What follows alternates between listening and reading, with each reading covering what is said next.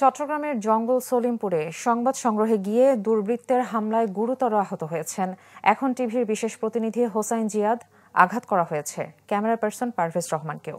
সকালে লোহারপোল এলাকায় এ ঘটনা ঘটে। পারভেজ রহমান জানান, মূলত গতরাতে বিএনপির দুই পক্ষের সংঘর্ষে একজন নিহতের ঘটনার ফলো আপ করতে যায় এখন টিম। এ সময় অস্ত্রশস্ত্র নিয়ে তাদের উপর চড়াও হয় 20 থেকে 30 জন দুর্বৃত্ত। ভাঙচুর করে ক্যামেরা, ছিনিয়ে নেয় মোবাইল ফোন।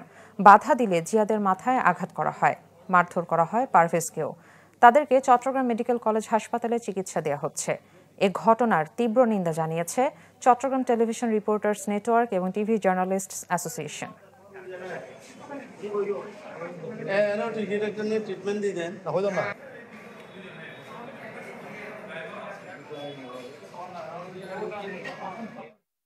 গতকাল তো সেখানে একটি গণপিটুনির ঘটনা ঘটে, একজন নিহত হয়।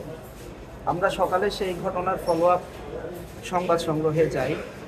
ছিল্লুপুর এলাকায় যাওয়ার পরেই অতর্কিতভাবে আক্রমণ শুরু হয় এবং 30-40 জন আমাকে মারধর করে ওরা এসে অতর্কিতভাবে আমাদেরকে হামলা চালায় এবং কি ক্যামেরা কেড়ে নেয়।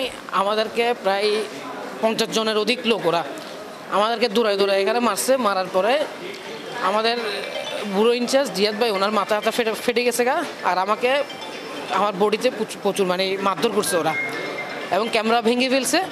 আমাদের মোবাইল টোবাইল সব কিছু রেখে দিয়েছে, ক্যামেরার কাঠ, ক্যামেরার মোবাইল এবং সব কিছু রেখে দিয়েছে আমাদের।